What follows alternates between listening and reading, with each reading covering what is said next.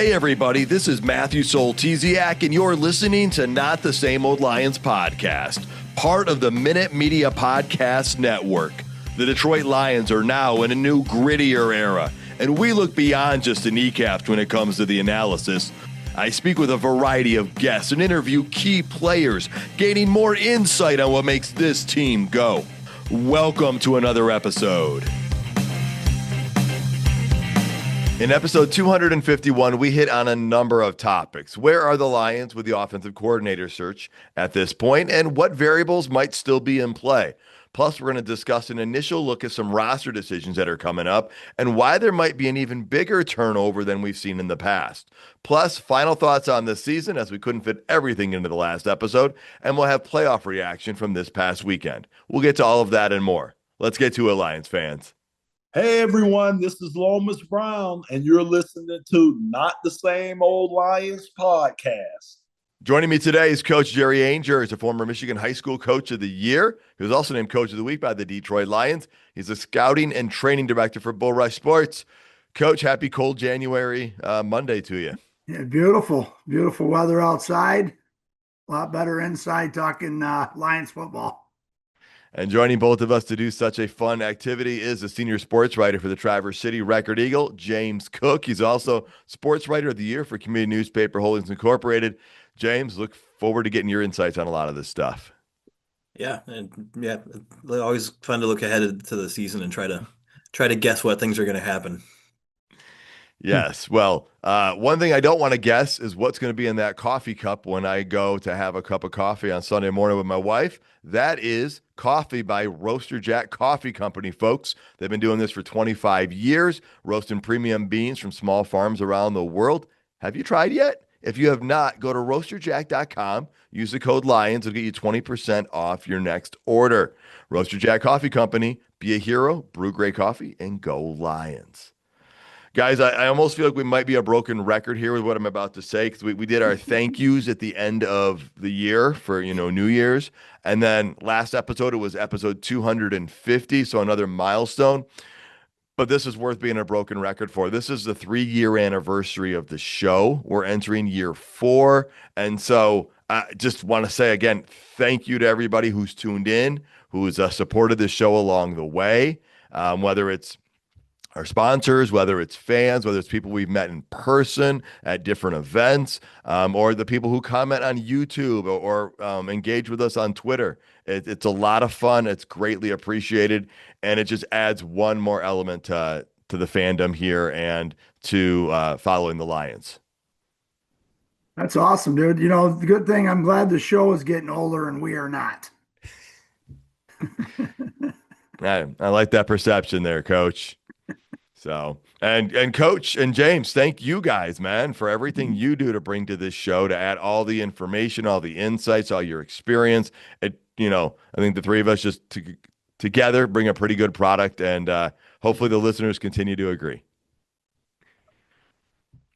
Okay, well, final thoughts on the season. There's one or two things we didn't get to last week. I think the big thing is officiating. We didn't really talk about that because that wasn't necessarily just Lions related. It was NFL related, but we've seen in the playoffs, the officiating, I don't want to say controversy or inconsistency continues. We saw it mostly in the Denver Buffalo game, but there were some calls in multiple games where people were kind of wondering about things, James. And it seems like the regular season has carried over to the postseason. And so hopefully there will be something this offseason that helps adjust some of these things. Yeah, kind of get back to, I think, what coaches mentioned a bunch of times on officiating, and that's consistency. I think a bunch of these controversial calls from that game were actually the right calls. They were just things that were not called earlier in the game. Like that pass interference on Tre'Davious White. They weren't calling that earlier in the game, but they called it in a big moment in the game. He got there early, but they had kind of swallowed the whistle earlier in that game. The big interception was I think the biggest thing in that is that it was ruled an interception on the field, and there was no video showing the receiver having possession when the defensive back did not. So there was not enough to overrule it into a catch. And he didn't make a football move either. He just hit the ground. Yeah, So, I saw people complaining about one of the other catches. I think it was in the Rams game, where it sort of they thought that should have been an interception or whatever. And it's like, well, he caught the ball and then took steps and and then fumbled the ball kind of on the way down. And that one very well could have been a turnover as well. But that's another officiating ball of wax. yeah. I think the big thing for me with the Buffalo Denver game was the way they handled the situation. It's not always the outcome, but it's sometimes how you get to it. That there was no, I mean, the fact that people were talking about it for so much time shows you how close it really was. And it's like the Buffalo had to call a timeout just to slow things down because they did an expedited review where how many times have you seen them do reviews on things that are pretty darn obvious? Yet this wasn't super obvious, coach. You would hope they would just go through the process themselves and whatnot to review whether it's a catch, an interception, or whatnot.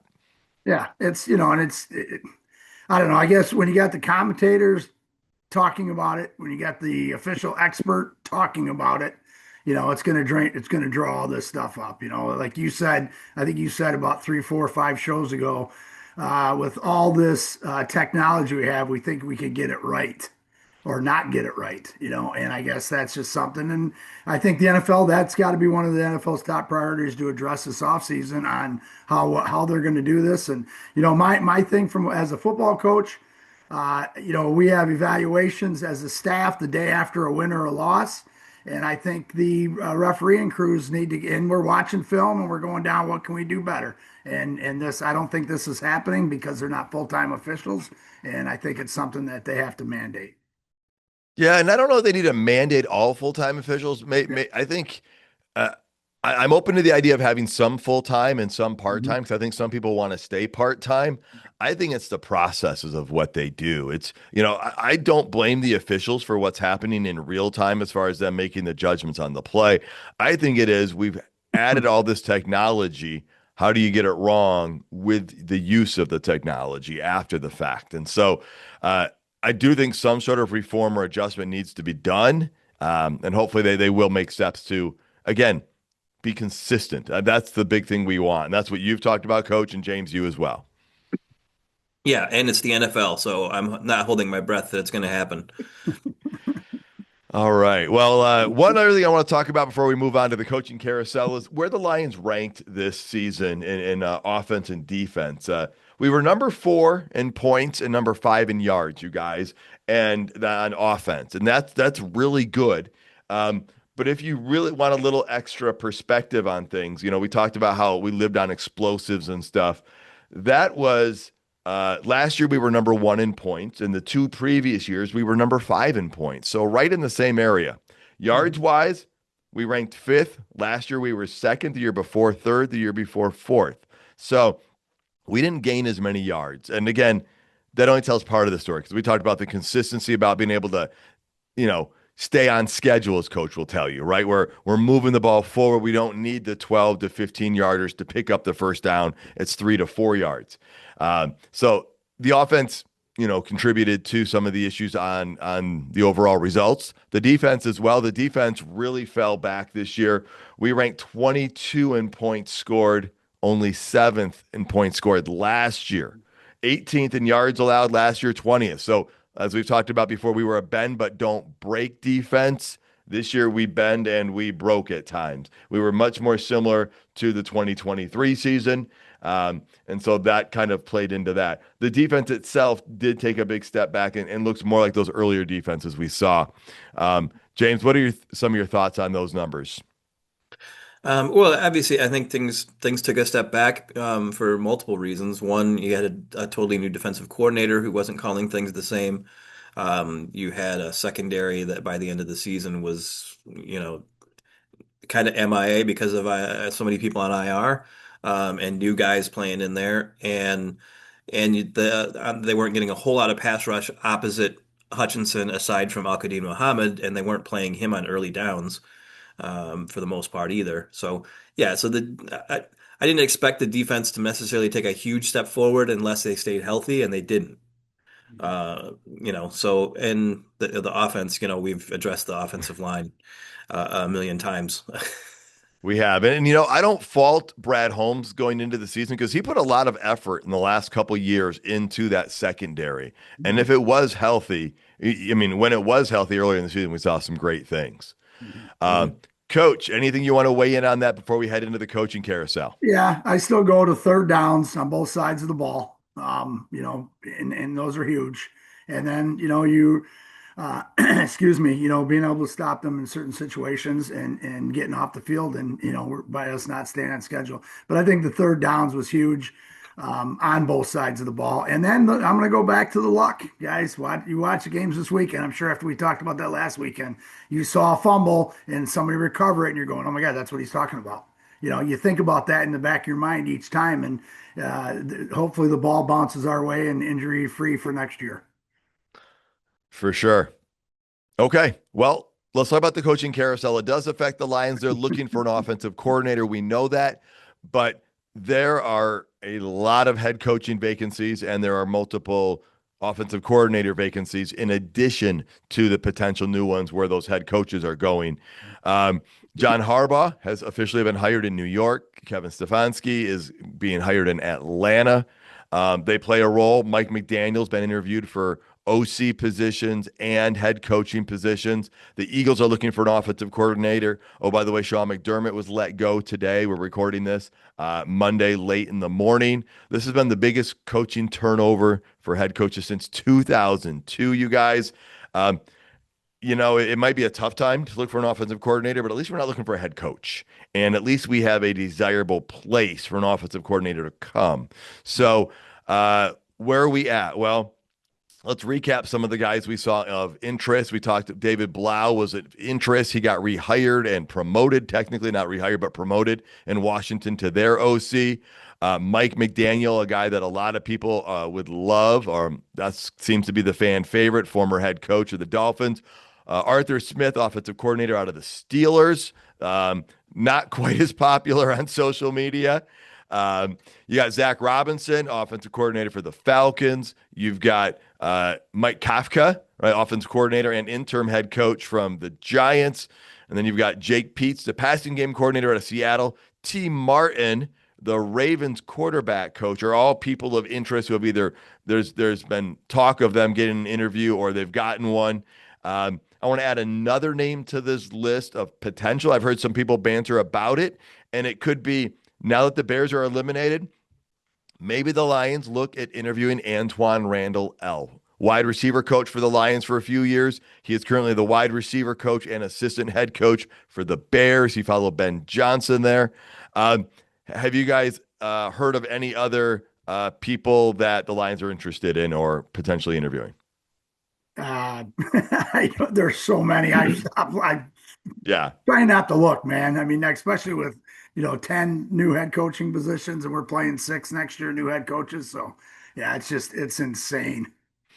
Yeah. And the Lions coaching staff is going to churn a little bit more too, because David Shaw has been interviewed by Tampa Bay for the OC position. Calvin Shepard today is in Miami talking to the Dolphins about their head coaching job. James, what do you got on some of this? Yeah, it's interesting. You mentioned Arthur Smith. A lot of people, Arthur Smith is kind of like the nickel back at the NFL, not the actual position, like the nickel cornerback, like the rock, like the music thing. Everybody loves to pile on Arthur Smith, but I mean, that wouldn't be the worst hire in the world for the Lions because his run concepts really mesh with what Campbell wants to do, and you know, from a fantasy perspective, I remember having Pitts and Bijan Robinson when he was the Falcons coordinator, and I hated him then. But you look at what he did in Tennessee, and he had, you can say, yeah, oh, he had Derrick Henry, and it's like, yeah, all he had was Derrick Henry, and he was facing a stacked box every game because he had Tannehill at quarterback. Um, and so he did a pretty good job of getting Henry the ball and getting him in positions where he could succeed against a hugely stacked box almost all the time there. So there are very good parts of Arthur Smith's offense. This year he was pretty limited by Aaron Rodgers not being able to throw downfield with the Steelers. So they ran the ball a lot. They used the tight ends a lot. Um, and stuff. So he has shown an ability to adjust his offense to the personnel that he has instead of forcing his idea, except for the part where he doesn't use Bijan Robinson and kind of by default made Jahmyr Gibbs the best running back out of that draft class by himself. All right. Well, yeah, and the jury's out. Bijan had a great game, a great season this year without him, right? So maybe Zach Hmm. Robinson's the guy you want, right? Coming out of Atlanta. Well, all right. So let's break it down. What are we looking for in an OC? Is there a specific person on your mind? And then let's just start with those two. I guess the third part that plays into it is, do you have a preference on Dan calling plays next season? So let's see here. Coach, get us started. My thing is I want it's not me. I want what the Lions want, to be honest with you. I want to agree with what they agree with. But I think the thing is we want an OC that's a pass guy, guru guy that can set up the pass as well as the run. I think the one that's going to fit into our system the best, be able to mirror what Dan Campbell wants without Dan Campbell having to call plays for 8 or 9 weeks and then get handed over to him. I just think an experience thing from that. And then from that, somebody, whether he's going to be there a year or 2 or 3, we know how this is going now. We're seeing 10 openings this year. Guys are, once those offenses produce, then somebody that also comes in with him or somebody on our staff that can learn from him to take over. A year ago today, I think it was, we lost Ben Johnson or right in this area. And then we didn't interview any OCs. We took Morton right away without any interviews. And maybe we could have got one of those younger guys and he'd have some experience under his belt. We wouldn't be in this situation. So, the big thing is who's going to work with Dan Campbell. I saw an interesting thing this morning about Ben Johnson. They were talking about his fourth down calls yesterday, and maybe he got a little nervous and maybe he didn't call or maybe he wasn't good. And they said I think Manti Te'o said it. He needed Dan Campbell yesterday, who would be on the headset going, "You got four." And I did the same thing. I called defense when I was a coach for all those years. But I'd get on with my offense coordinator and saying, "You have four. You got 4 plays to get the first down.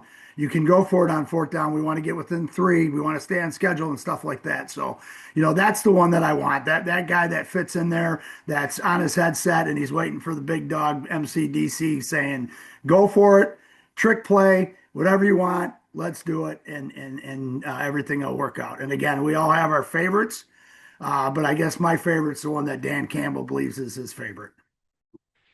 All right. Well, I love that perspective on Ben Johnson right there with making the decisions too. Um, James, how about you? Where are you sitting on some of these things? I kind of like Coach. I think it's who meshes in. I don't think that Campbell wants to call plays next year.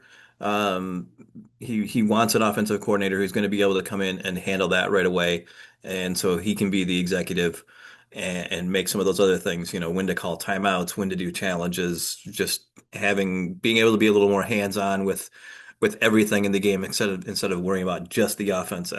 Just kind of reading between the lines in his press conferences, it seems like that's what he thinks is best for the team is to have an offensive coordinator that come in that can just take the reins and call the offense. And obviously, it's going to have to mesh with what the Lions have, with what Dan Campbell wants. But I think that's what he wants. McDaniel is obviously the dream hire that everybody wants. But they're going to have to wait on him if they want because he's going to get interviewed for pretty much every one of these head coaching job openings, and there's a million of them.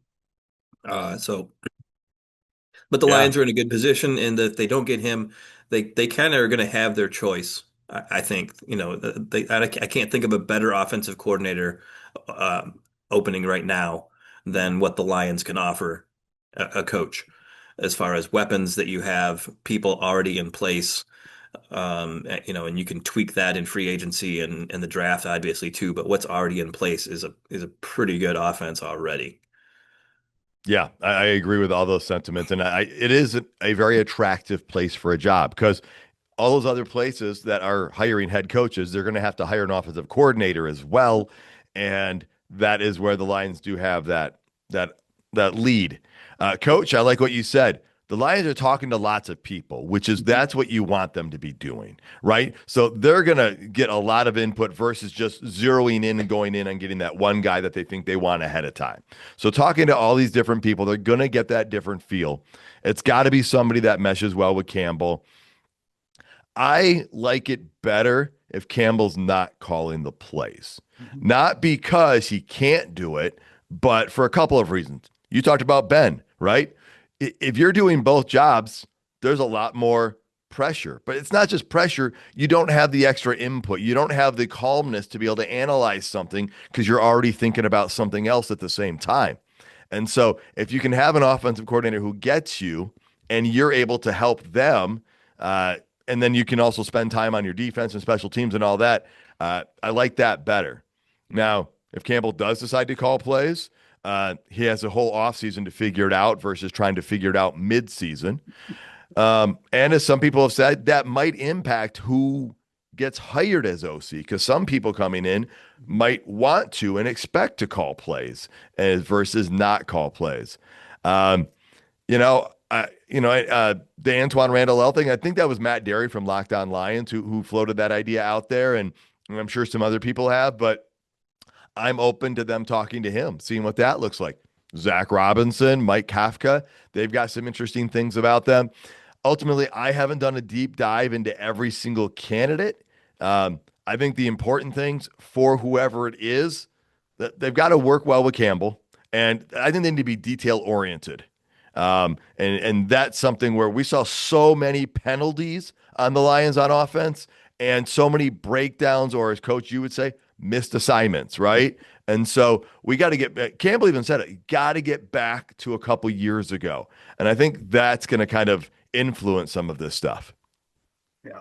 And again, you go back to the staff, you have your pass game coordinator, you have your run game coordinator, got all these guys that are, and, that person coming in has got to fit with all those guys.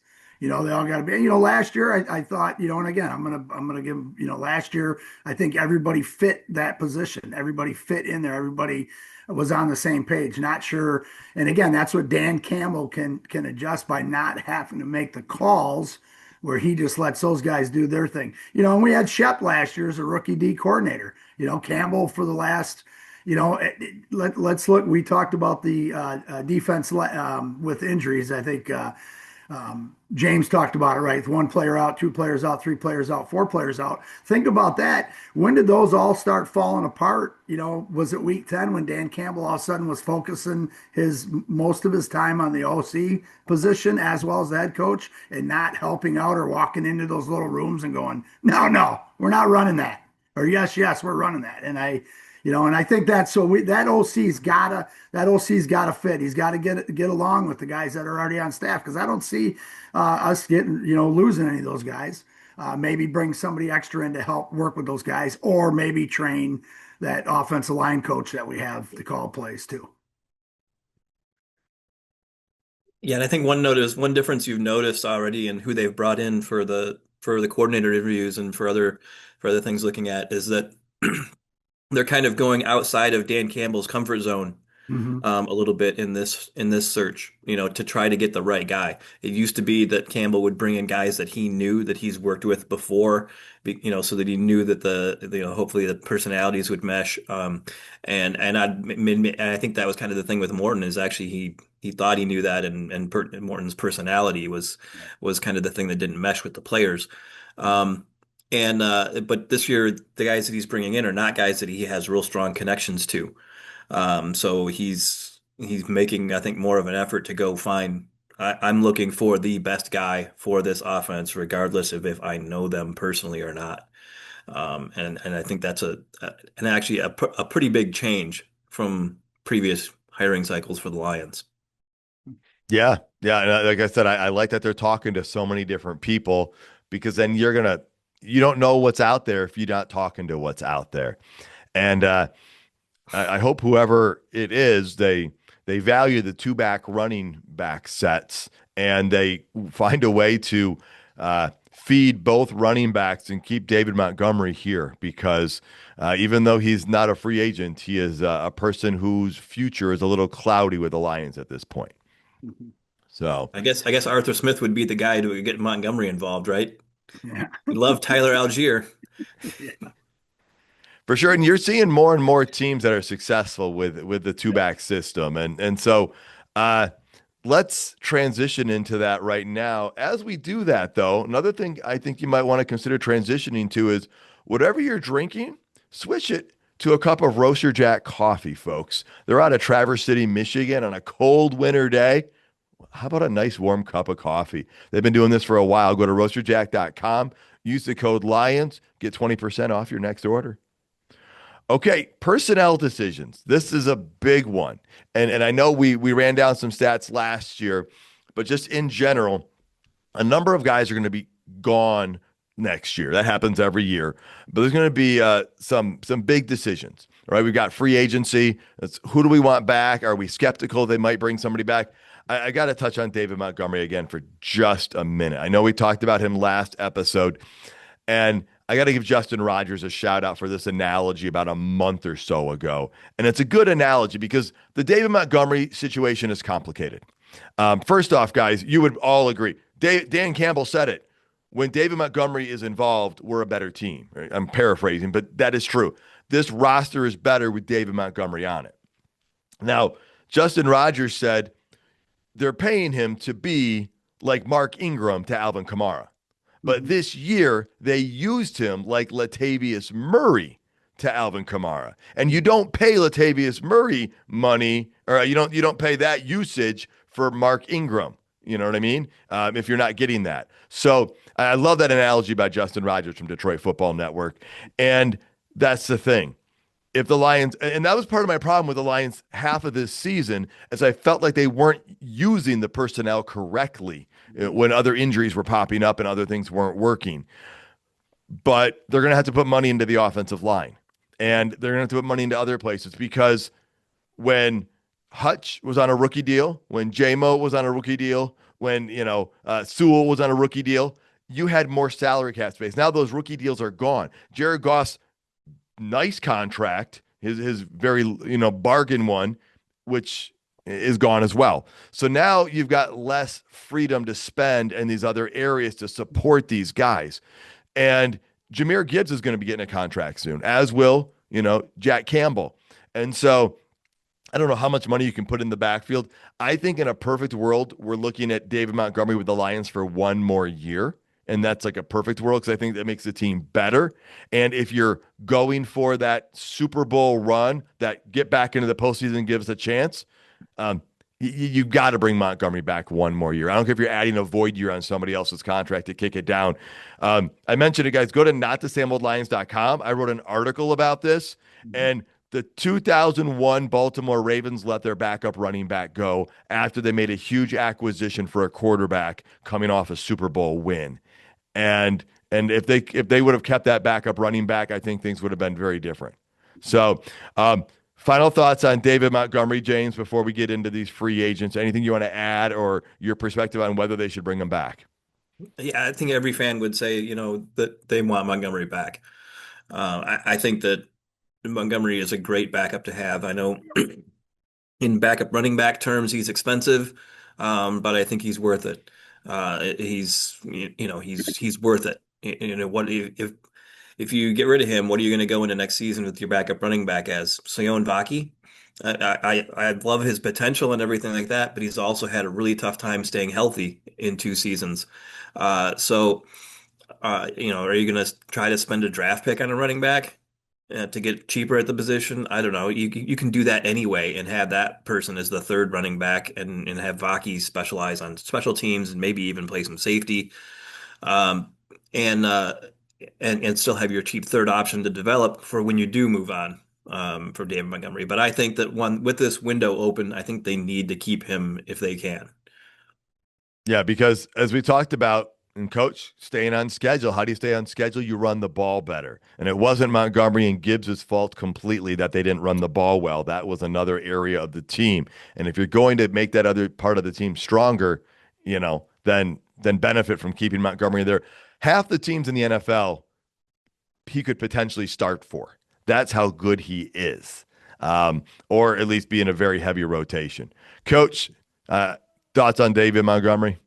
The same, Sailors is another guy we can look at too. But Hmm. the big thing is which team could he go to where he's going to get more carries? That's going to be one of the things on his ticket, and who this new OC comes in and says, Monty, we're going to have you need 40% of the snaps, and Gibbs, you need 60, and we're going to prolong both your careers, and you got to sell it that way. I think that's a big thing too. Monty might that's going to weigh on him too, on his decision on who comes in, and what the concept is, run to pass and things like that. So, but we have to have him back. I mean, he's one of those ones that I'm going to be extremely sad, and we all three of us will be if we lose him.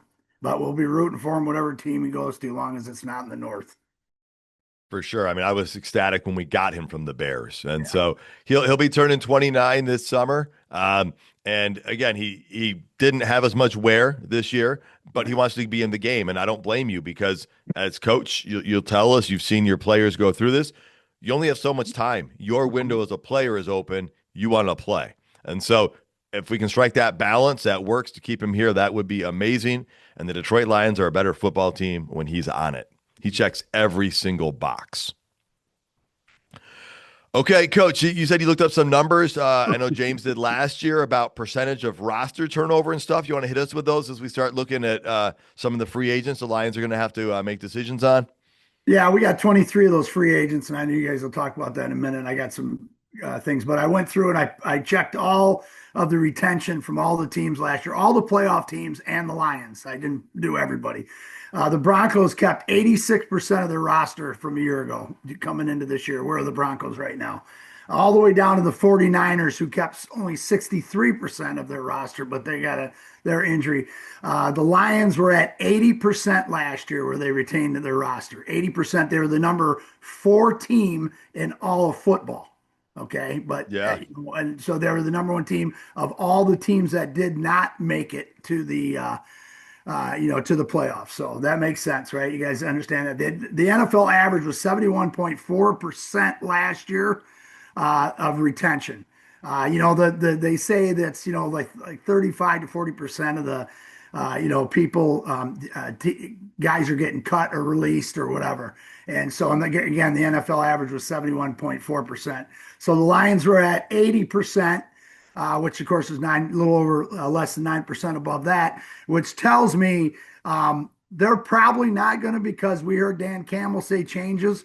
They are such a team of believing in the people that are in their camp that they can win with, and I think they're gonna what do I want to say, widen that a little bit, or I don't want to say widen it, but make a decision that this guy, we think, even though he made so many mistakes, I think when you're going to be to that, we made so many mistakes, you're probably gone and we're going to go find somebody else. I just see the Lions not being at that. And I think we talked about last year, James, where they were the highest team like 3 years in a row of retention, or right, one of the highest teams of retention. But I think that, so off of these 23 guys, I'm thinking they're going to cut, or they're not going to sign 6 to 7 of them. And I think there's 3 or 4 of them are going to be determined by money. And we'll talk about those. Yeah, if I'm not mistaken, it says here, in the last few seasons of their eligible free agents to be retained, the Yeah. Lions, the last few years have brought back about half of them, of the free agents. Now, again, the number of free agents each year is different depending on how many people are eligible and the length of the contracts and whatnot. Yeah. James, how are you reading into some of those numbers that Coach brought out there? Yeah, I think, Campbell alluded to it, that there's going to be some change. He didn't specify that was going to be players or coaches or how they do things or what it was going to be, but that there was going to be more change this offseason. So I would expect a little bit of everything. They're going to turn over a chunk of the roster. They're not going to be able to bring back every free agent. They're going to have to churn the roster a bit. And they have a bunch of decisions to make. On whether they want to promote guys from the coaching staff, whether they want to do an offensive coordinator, what they want to do in the draft. They could lose people from the front office that are interviewing for other positions as well. Like Coach mentioned, they have to hire a tight ends coach still. Um, and then just from a player standpoint, they've got a lot of free agents. They have done a few things here or there already. Um, they already re-signed Michael Neese, Nick Whiteside, and Jacob Sailors to contracts for next year. They added Seth McLaughlin, who is a very intriguing center prospect who played at Ohio State and Alabama, um, but pretty much sat out last year with a torn Achilles. I did surprisingly, after having a torn Achilles, he did play a little bit for the Bengals last year. I think in preseason, which is an unusually short amount of time for somebody to be playing. And then I think I'm wondering if maybe that didn't go as well as they thought, and they just kind of sat him or whatever. But he's a very intriguing pick at center, and somebody who has some definite potential. They signed guys to exclusive or to futures contracts, which is Jabari Small at running back, Jackson Meeks, and Malik Cunningham at wide receiver, Zach Horton at tight end, who's a guy that they use quite a bit the second half of the season. He's a pretty good blocker. Devin Cowron on the offensive line, Mason Miller on the offensive line, Ahmed Hassanin, um, Chris Smith, and then safety Lauren Strickland all signed to futures contracts. They have Jake Bates is an exclusive rights free agent, which basically means he's not going anywhere for a year. Um, but I think that they're probably going to work out a longer term contract for him at some point here, because I think he's earned it. Yeah. And then Tom Kennedy, Trevor Nowaski, and Tyrus Wheat are all restricted free agents. But I don't know that any of them are going to get that tender because it would be a pretty big. I mean, we saw the Brock Wright saga. Um, I don't think they're going to do that with any of those guys. But I think they want to bring those guys back definitely, and it's probably especially Trevor Nowaski being a young up and coming linebacker who they'll try to retain and give a little bit of a raise to, I think too. All right. So yeah, they've already been making some moves and they've got some important decisions to make. Um, let's start with the three guys who were paid the most coming off of this season, and that's DJ Reed, Alex Anzalone, and Amik Robertson. All right. Those are guys that big decisions are going to be made on. Um, the general consensus I've been getting, you let me know if you're hearing different, is um, DJ Reed is not likely coming back. Reader. Reader. Reader. Sorry. Yeah. Yep, you're right. You're right. Yep. I said Reed, but it's Reader. DJ Reader, defensive tackle. And Alex Anzalone would like to be back. And I think DJ would like to as well. But I think the cost for those guys might be too expensive for the Lions. Not that they don't want them back, but that's kind of what I'm hearing is that cost might be too much for those guys. DJ Reader's 32, Alex Anzalone's 28. You're already paying Derek Barnes. You know you're going to be paying Jack Campbell. Coach, what are you thinking out of those two defensive guys who have contributed very well these last couple of seasons? Yeah, I put that down. Four guys. I picked six guys that I thought for sure were going to probably be gone. But I think those, with Reader Muhammad, Anzalone, and Amik. I brought in Muhammad even though he wasn't a big. He's already declaring he wants value. He wants to be valued. So I'm thinking that could be one. It'll be interesting to see if we can structure Anzalone's contract to where he's making decent money. He is getting up there in age and still keep him around. Hopefully the not moving again. And I think Reader's another one of those guys that, he said he doesn't want to move again. And Right. so I think those are things that they can structure those contracts the right way. Meek, I think, is a dog. We got to bring him back, but he's got to be paid as slot corner money or less, not as number one, number two corners, because I think they're going to move him back inside if we're healthy. So I think those are the four big ones that I really, really, feel that we need back. Off that list, I'll go over that real quick. Davenport, I think, is gone. Well, hold on, Coach. I want to stay on sorry. these first ones here. So Okay, yeah. you're thinking Anzalone and Reader are coming back? I think my gut feeling with that is Reader, I think, is going to settle for less money. They're going to try to figure out to keep him in there just because of, even though we got some younger guys in that situation, he's a veteran. He's a great veteran to be around. I know he's done a great job with those guys, teaching and talking and teaching them the game of football. I think that's one of the things we want. We still, if you look at our D tackles, they're all young, right? They're all young. I mean, I can't think anybody that's, and then, so you got Reeder and then of course Lopez, but we can talk about that afterwards. But so I just think Reeder's that one guy that not on the field as much as off the field is a reason to try to bring him back. Anzalone and Muhammad are going to be the tough ones. I think Amik's going to stay. Okay. So Reeder would love to have him back for everything he brings, especially when you talk about off the field stuff. The guy's huge in the community and what he does for that locker room. And James put in his snap shares here. He played 52% of the snaps. It could be a reduced role next year, but it could be a huge contribution. The question is, can they work out a salary part? The Alex Anzalone thing that would be a steal to me if they can bring him back. And I say a steal because of what he brings to that defense. We have a lot of linebackers that are free agents. There's going to be a lot of decisions there. I want Anzalone back. I'm not optimistic it happens with all the decisions there. And Amik Robertson, if you can bring him back in your nickel, that is huge. He wants to be back. I hope they can work out the numbers to get him back. And then Al-Quadin Muhammad, you brought him up, Coach. That's a guy where he's older, right? He's not 27, 26. I think he's 31. And we want someone that can pass rush opposite Hutch. But he wants to get as good of a contract as he can get, which makes total sense, right? He wants to cash in off of this, James. But is that a type of contract the Lions want to give out? And so that's going to be the question, is what that number is. So, Coach, if I'm leaning towards you on this one. I don't think Muhammad's coming back. Al-Quadin Muhammad. James, what are your thoughts on those four guys? Yeah, I largely agree on all those things. I think Reeder is somebody they want to come back at a reduced salary. We saw when Brad Holmes took over as general manager, what was the first thing he did? He traded for a veteran defensive tackle because he wanted a voice in the room of a solid veteran. And I think Reeder can do that. He's not going to get near what he made this year, obviously.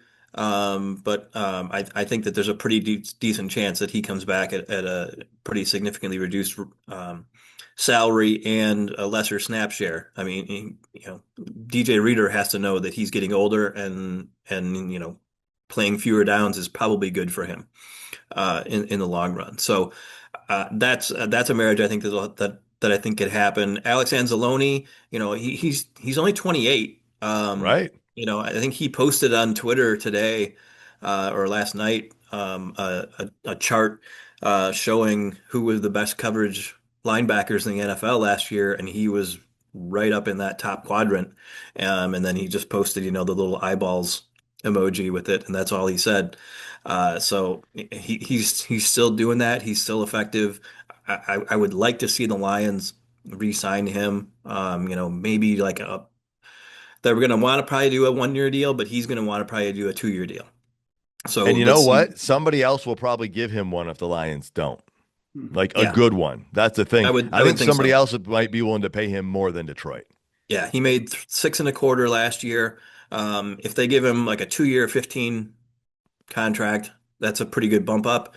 It's some nice security for him, and keeps the stability of the Lions linebacker room there. So I think they could do that. Amik's gonna cost them more money. I mean, he made 4.6 last year, in the last year of his contract when they signed him as a free agent from the Raiders, but he's only 27 as well. Great in the slot. And, I really would like to see them hold on to him, but they're obviously going to have to give him a raise. He played 76% of the snaps last year. Anzalone played almost 91% of the snaps last year, this season.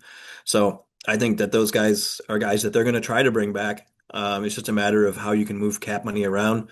I think getting a renegotiation or a redone contract for Jared Goff is something that's pretty much going to happen this offseason, so they can open up some cap space to re-sign some of these guys that they want, and maybe even look at some free agents from the outside. Muhammad, I think, is gone. Unless there's a lot less market for him on the free agent than I think. coming off an 11 and a half, or was it 10 and a half or 11 and a half sacks 11 season this sacks. year. Yeah. Somebody's going to offer him a 1 year, $8 to $10 million contract.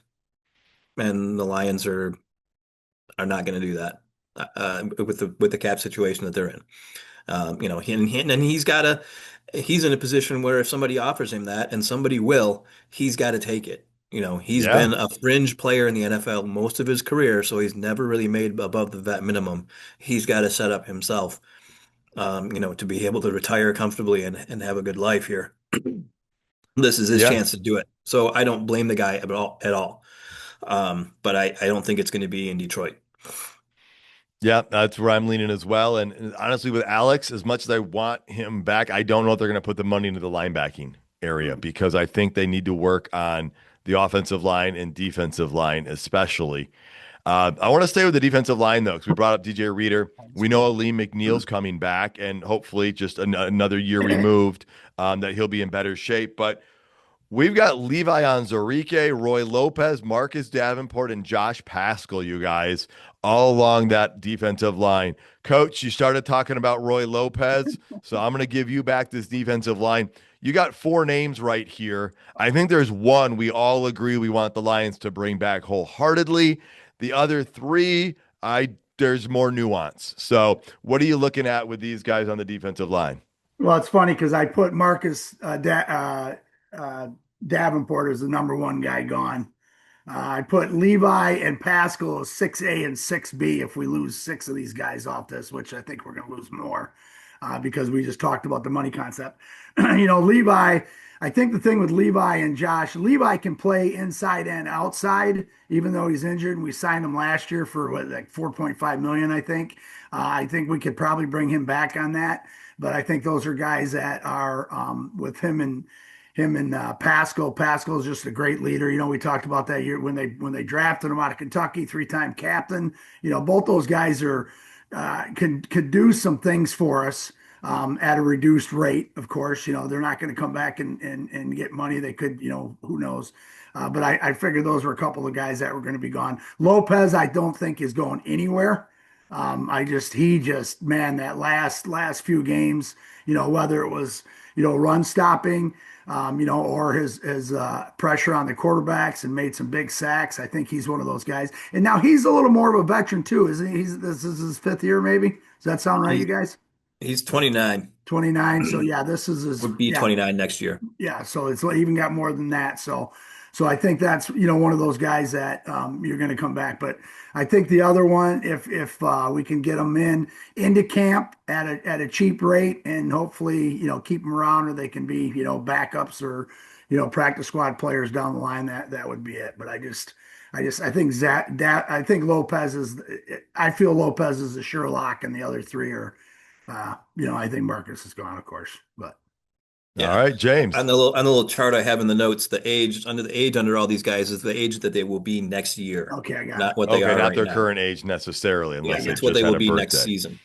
So Lopez will be 29 next season. Levi will be 28. Josh Paschal will be 27. Davenport obviously is 30. I don't see them really bringing Davenport back unless they decide that they can't bring. If Paschal and Onwuzurike, I'm not even trying to pronounce his last name because Levi Onwuzurike. I'm just gonna say Levi. There you go. I think that they can bring back Paschal and Levi pretty reasonably because there's not going to be a big market for them. Neither one of them played a snap in the NFL last year, so there's not going to be a market in the free agency. So they should be able to bring those guys back pretty reasonably. So I think that they will, as long as they're healthy. Or have a pretty decent chance of being healthy. They're guys that they drafted and developed, put a lot into. They like them. So I think that they'll bring them back. And Roy Lopez, I think is pretty much somebody that they 100% want back. It's just a matter of if he gets some offers from somewhere else. He made 3.5 last year. Levi made 4. I don't know if he'll even get that this year. Yeah. So Paschal and Onwuzurike, I'm open to them being on the 90-man roster and having them come into training camp and see what they can compete with. But that, their injuries were big setbacks for the Lions this year and impacted the team. So makes me nervous to count on them in the way that you were last year. Bringing them in, seeing where their health is. Levi, we thought he had turned the corner with that, the way he ended 2024, and then had another issue. So, yeah, if the price is right and you can bring them in for training camp, but I don't know if they're going to. Roy Lopez, I agree. I think everybody agrees he's like the number one guy from that defensive line that you want to bring back. Marcus Davenport, I don't see it happening, but if you brought him back as like your number 4 guy, I'm open to that. We need something else on that other side. And again, are they going to change their philosophy? Are they going to try and put a second guy on that side that can get to the quarterback faster? Or do they want someone who's more to stop the run? Because that was a difference, right? Al-Qadim Muhammad, great on the pass rush part, but not as good as stopping the run. So yeah, that's going to be a big thing because that defensive line, you want them to be able to continue to stop the run. And so let's jump over to one more thing on Levi, Yeah. real quick, is that his injury last year was an off-season ACL injury, so he's had Right. plenty of time to rebound from that, and also to rest that back, which was the problem for him for years after they drafted him. So I think that there's a decent chance that health-wise he's doing pretty decent now and could be somebody who on a pretty cheap contract could be a contributor next year. Yeah. And again, if they can do that, because then going into last offseason, we thought he was going to get a big contract and Lions wouldn't be able to afford him because we thought he was going to get paid. So, yeah. Let's jump over to the offensive line, you guys. We know that Dan Skipper is a free agent. We know that Tristan Colon, center, free agent. Coyote Awashika is also a free agent, and Chris Hubbard as well. There's talk that, we know that Graham Glasgow's under contract, as is Taylor Decker. The speculation out there is Taylor Decker is mulling retirement, and he's said he needs time to think about what the future looks like. Graham Glasgow, if you saw his post-game comments, Coach, it was comical. I love Graham Glasgow. Yeah. And I said, are you coming back next year? And he's like, well, I'm under contract, so yeah. And so that's where they're sitting right now. You've got Penei Sewell at right tackle. We've got Ratledge, who played right guard. They could move him to center. We don't know. We've got Mahogany. We've got a few other guys that, Miles Frazier, Giovanni Manu, that are, waiting to figure out what they look like. What is your take with our offensive line situation? Whether it's Coyote, Cologne, Skipper, and Skipper talked about it too, hinted that maybe mulling retirement. So this is an area where I think we're going to see a lot of changes next offseason, Coach. What are your takes on some of these guys that are available? They're becoming free agents or the guys that might mull retirement? Well, those guys, I mean, Hubbard, yeah, I'd like to keep him around. He stepped in there in that last game and played pretty well. He's 34 years old though, right? I think the draft is going to determine some of these. I like Cologne as a backup. Coyote, I love as a backup too. Skipper, I think, is done. I really do. And again, you lost the game, you won a game, and you're crying like that, and you're walking around in the locker room, and you've been fighting and on practice squad for 6 years before the Lions started giving him some time. He's been around, like he said, he's a big guy. It's tough to sit. Again, he's our favorite. We all love him. I think the community loves him, the team loves him, the players love him, but I just don't see him hanging out. I think Cologne is going to be determined on because they already signed Nice too, right? Who's also then he plays some center too, and Yep. Then we also have but so I think however the draft turns out. How and what we do in the free agent market is going to determine some of those guys. But I think Skip's gone. I think Hubbard's gone, of course, because of his age. And we need to raise all that up, especially with what we had to go through last year. All right, James, how about you on the offensive line? Yeah, I think Skipper's going to retire. I think Decker's going to retire. Glasgow, I think, is going to make the Lions make a decision on the last year of his contract, rather than retire. He's due, I think, $7 million this season. His cap number is 8.4. If he retired, they would recoup that. If they cut him, they don't recoup nearly as much of that. They recoup, I think, 5.4 or something like that. They recruit Or 5.4, they lose 5.4. they could get some cap savings. Okay. Yeah. Gotcha. Yeah. But they could also just restructure with him too. Restructure that last year of his contract at a lower rate and say, we value you as a high end backup. Um, but we need this money for somewhere else. Cologne, I think, is probably somebody who Seth McLaughlin is taking his spot next year if he's healthy.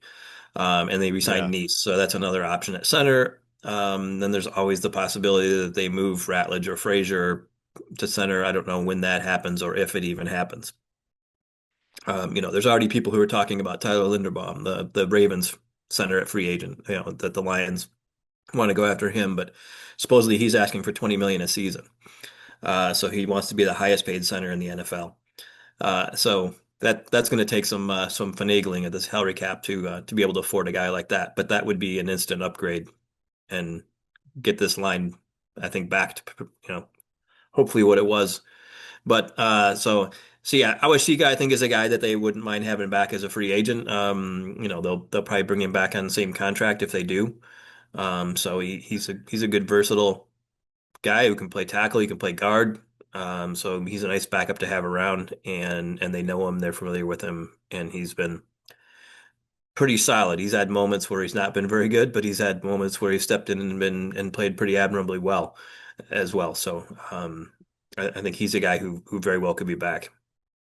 All right. Yeah, I do think the starting offensive line room, like the 8 or 9 guys that you see regularly, I think it's going to look a little more different next year than it did this past season. So definitely want to keep an eye on that. I think there will be some moving parts. Few other guys just want to hit on. Khalif Raymond, wide receiver, 32 years old, next season, played a third of the snaps this year. Coach, I love what Raymond brings to this team, the heart, the energy, the speed, the return ability, and they can still use him in offense. Is he a guy that you think they're going to be able to bring back? Yeah, I mean, I don't see him leaving, because of his age, because of what he brings, and because he means so much to the team. Again, he's another one of those locker room guys. I think the Lions are gonna still try to keep the locker room guys around that can give them some quality minutes in their opportunities, and I think he's one of those guys that they could do with that. So, I see him being around. Let me go back to the offensive line thing too. Remember Sorsdale and Manu were all also on IR this year, right? Yeah. So they're gonna Sorsdale, so that may be something that comes into play on that. But anyways, there's so many moving parts that it's gonna be fun to watch how it shakes out with the Lions. But yeah, I see him back. All right. Yeah. Raymond, what do you think, James? He's 32. I don't know what he'd command from a free agency standpoint at this point. We know there's St. Brown and JMO, and then the expected increase of Tesla. Plus, if you're getting Laporta back and you have 2 running backs, where does Raymond fit into the equation? Yeah, well, he's great on returns when he's healthy. So, they like that. Special teams help for sure. He played 32% of the snaps this year, which is quite a bit considering that there's 3 guys ahead of him in that wide receiver room, essentially. So, they still like him and like what he does. He made 4 million last season. I don't think that he'll make that this year coming up, considering he's a 32-year-old wide receiver. But he is somebody that they like and kind of one of those glue guys, like Coach mentioned. So I think they'll try to bring him back. It won't be at that same number. It'll be at a lower number. But I mean, he's a useful player as a slot receiver in 4 receiver sets now, and he's also a very good return guy when healthy. So I think that they'll try to bring him back. Especially if they don't think that Dominic Lovett is ready to take over that role. I think he was kind of drafted as the Khalif Raymond replacement, and I don't know if he's quite ready yet. They didn't play him a whole lot last season. Yeah, Raymond's presence, his veteran status, all of the experience that he brings in addition to those skills, and he's pretty reliable. When he knows the system, he knows knows how to get open. He uses his speed. It's one of those guys that sneaks up on you because you forget that you even have him as a weapon. And so he can create some mismatches. I know he's getting up there a little bit. I hope they bring him back. I think the offense is better having him as a depth piece in case somebody else goes out. He's someone you can rely on. All right, we're not going to hit on everybody on this list, but there are a couple other guys out there. I think Malcolm Rodriguez is going to be an interesting guy to keep an eye on to see if they can bring him back or not at the linebacking room. Like most of their linebackers are free agents one way or another, whether it's Grant Stewart. You talked about Trevor Nowaski being a restricted free agent. Anybody from the linebacking room, anybody from the secondary. I know Rocky Sin is a free agent. They brought him in on a one-year deal. Coach, out of anybody else we haven't talked about, who's someone you'd like to see the Lions bring back? Well, I think Maddox and Rock. I'm not, and of course Trevor. That's a done deal. He's back. Not freaking. That's my number one. But I think Rock and Maddox have a great shot of being back. All right, James, how about you? Yeah, I think those two, maybe a little Daniel Thomas as well. He played pretty well when he was able to play, but he was banged up a chunk of the season. But he's a pretty good depth piece there at safety. Linebacker, I think Zeke Turner's a free agent. I think he's somebody that probably won't be back. Though I think they'll pretty much try to bring back the linebacker in Cora if they can at the right numbers. Grant Stewart, they really like great special teamer and somebody who can just step right in there and be a run stopping linebacker if you need it. He seems like almost a carbon copy of Malcolm Rodriguez, and a guy who's liked in the locker room, hard worker, all the things the Lions want. So I think that they'll try to bring both of those guys back, as well as Zach Cunningham, who's another good depth piece. But are you going to keep 6 linebackers when you only play 3 at most, 2 Right. a chunk of the time? Are they going to go back? Are they going to go to like what a lot of teams in the NFL do and only play 2, or are they going to stick playing 3 and being one of the few teams in the NFL that still plays 3? Yeah. Well, I'm going to With jump all to the with all the 13 and 12 personnel going out, they're going to bring back 6. yeah, and we saw it Mhm. before when we thought that they had brought too many linebackers back, and the injury bug caught, and we went through everybody. So, Yeah. yeah, no, the Lions value the linebacker position big time. Mhm. Mhm. One that maybe doesn't get a lot of attention. I'm going to go quarterback Kyle Allen, guys. I want him brought back. He looked very serviceable. It looked like he knew how to run an offense, and so let's bring him back. And does the backup quarterback matter? Ask the Denver Broncos. Okay. Yes, it matters. And so bring him back if you want to draft somebody or bring somebody else in, that's fine. But Kyle Allen costs 1.27 million. Whether it's at that price or a little bit more, I would like Allen back, and then you can bring somebody else to compete with him for the number 2 spot. Cooper Rush. That's that. Oh, I like that shout out. All right. We got to get moving here. We are getting a little long on time, but we got a couple other topics we want to hit in briefly. What is your biggest area of need this offseason for the Lions? James, what do you got? I think all 3 of us are going to say the same thing, right? I think, Offensive line? yeah, yeah. They got to fix the offensive line. You fix the offensive line, you fix the offense, and they got everything else in place in the offense. They just need to fix the offensive line and tweak maybe in some other spots. But it's got to be job number 1, 2, and 3 this offseason. Yeah. And again, we're not looking at free agents yet, right? We're looking at the Lions free agents, not who else is out there and what they can bring in. But you have to fix the offensive line because, again, with that, the other area has less stress on it. If you're having 7-minute drives, the defense is on the sideline for 7 minutes, so they're more rested, and the other team can't score as much because you've got the ball, you're controlling the thing. It helps David Montgomery and Jahmyr Gibbs run the ball, takes pressure off of Goff, although he did pretty darn good under pressure. I'm going to extend the offensive line and say tight end room. You might need to revamp that a little bit. We have to see how Brock Wright and Sam Laporta come back, but I want to bring another person into that mix so you have another person that can help contribute because those tight ends, we saw how important they are to that offensive line, and when those guys went down with injury, how much it suffered. Coach, I can't read you. I don't know. What are you going to say? Hey, I'm gonna go right through it right here. These are my notes, and you guys are gonna like this. We need a center with playing experience. Okay. Yeah. back in 2021, the Lions signed a center to the highest contract in the NFL at $18 million rags. That was Holmes' sign and Campbell's sign. And so we know what they mean to that. Again, what's it going to cost us? Okay, what's it going to cost us? And I'm gonna bring these up real quick because I think these are things we want to look at and see what happens. If we bring in one with playing experience, it's going to cost us. James already alluded to that $20 million. The highest center right now is $18 million from the Chiefs. So I think that's what you're going to look at, and then you're going to talk about Lindenbaum, McGovern for Bills, Pacquiao from the Browns, Karras from the Bengals. I like Karras because that's a Detroit Lions name. It's got to be related to Alex Karras and Corbett. So one of those guys. If we're gonna go fix this offense line, we need to have a center with playing experience. Okay, now.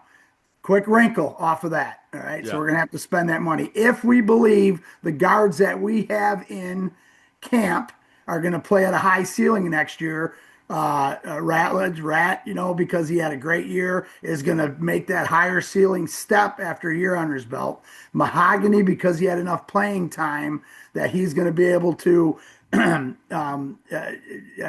grow and become that high ceiling guard. Or is Frazier going to fall into that spot? Then we can draft a plug and play center. Okay, then we can draft a plug and play center because those guys will have enough experience to carry that along with the left side, right side. Does that make sense?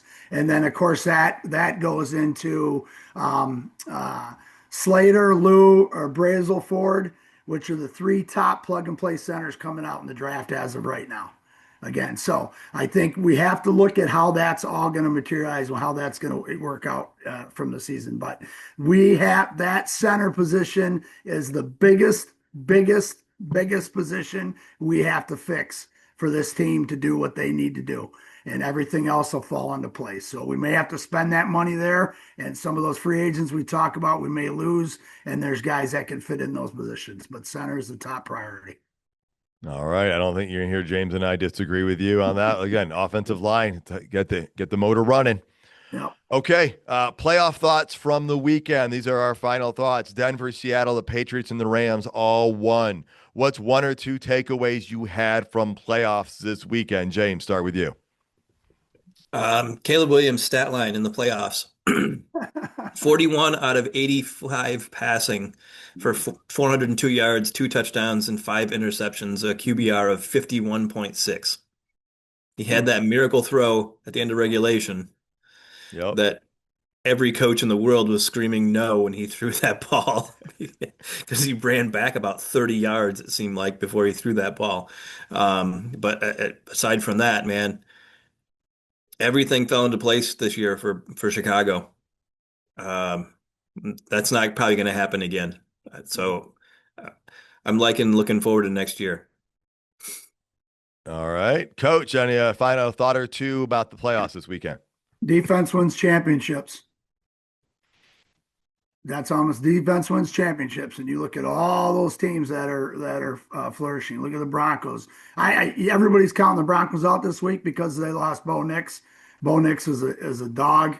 I'm sad for them, but their defense can win it. And I think that's the biggest thing. So defense wins championships, and I just love watching the defense adjustments in those games.